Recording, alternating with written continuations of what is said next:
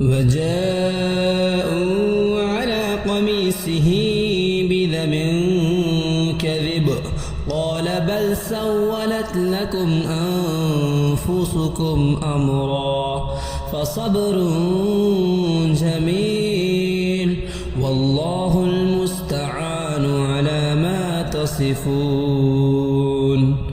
وجاءت سيارة فأرسلوا واردهم فأدلى دلوه قال يا بشرى هذا غلام وأسروه بضاعة والله عليم بما يعملون.